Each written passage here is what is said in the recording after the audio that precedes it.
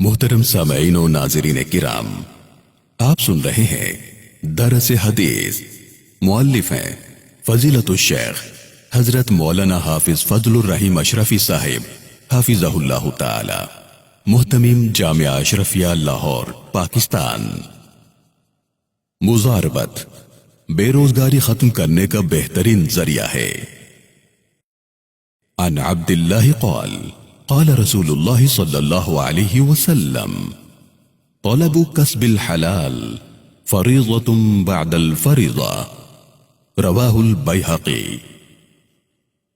रसूलुल्लाह सल्लल्लाहु अलैहि वसल्लम का इरशाद पाक है, हलाल कमाई तलाश करना दीगर फराइज के बाद एक फर्ज है। इसे इमाम बैहक़ी ने रिवायत किया है। शरीयत इस्लामिया ने हलाल रोजी कमाने के जो तरीके जायज करार दिए हैं, उनमें से एक मुज़ारबत भी है। शरीयत इस्लामी में मुज़ारबत का मफ़हूम यह है कि एक शख्स का माल हो और दूसरा शख्स मेहनत करे और मुनाफा दोनों के दरमियान तकसीम हो जाए। लफ्ज़ मुज़ारबत असल में लफ्ज़ ज़रबा से बना है, जिसका माना है सफर करना। चूंकि तिजारती मुआमलात में उमूमन सफर करना पड़ता है, इसलिए इसका नाम मुज़ारबत रख दिया गया। मुज़ारबत का मामला अहद जाहिलियत में भी जाना पहचाना था। इस्लाम ने इसे जारी रखा क्योंकि इस तरीके से मुआमलात को अच्छे तरीके से तय किया जा सकता है। इस्लाम हमेशा हर काम में इस्लाह से काम लेता रहा है। अगर किसी मामले में बुराई है तो इस्लाम ने उसे मना किया, और अगर तिजारत का कोई तरीका ज़माने इस्लाम से पहले जारी था तो इस्लाम ने सिर्फ इसलिए उस मामले से मना नहीं किया कि यह ज़माना जाहिलियत का तरीका था, बल्कि इस्लाम ने ऐसे मामलात को इस तरह परखा कि क्या लोग उससे बुराई में मुब्तला तो नहीं हो जाएंगे, क्या इस तरीके से लोगों के दरमियान मामलात की खराबियां तो पैदा नहीं होंगे, क्या यह तरीका अहकाम इस्लाम के खिलाफ तो नहीं।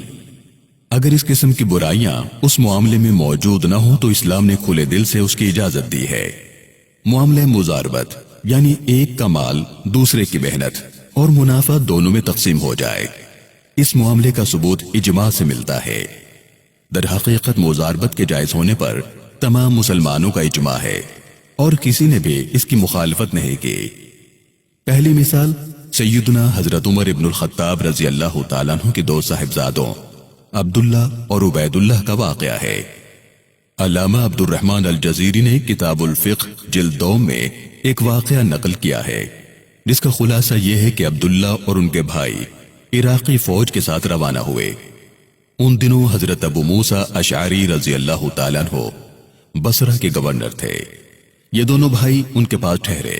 अबू मूसा अशआरी ने उनसे कहा, मैं कुछ माल अमीरुल मोमिनीन की खिदमत में पेश करना चाहता हूं, तुम ये माल ले लो और इराक से माल तिजारत खरीद कर मदीने में जाकर फरोख्त कर देना और मुनाफा तकसीम कर लेना।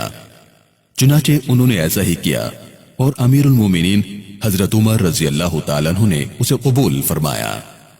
मेरे प्यारे भाइयों, अगर आज भी हमारे मुआशरे में मुज़ारबत आम हो जाए तो फिर छुपा हुआ सरमाया भी गर्दिश करने लगेगा और बेरोजगारी पर काबू पाया जा सकेगा।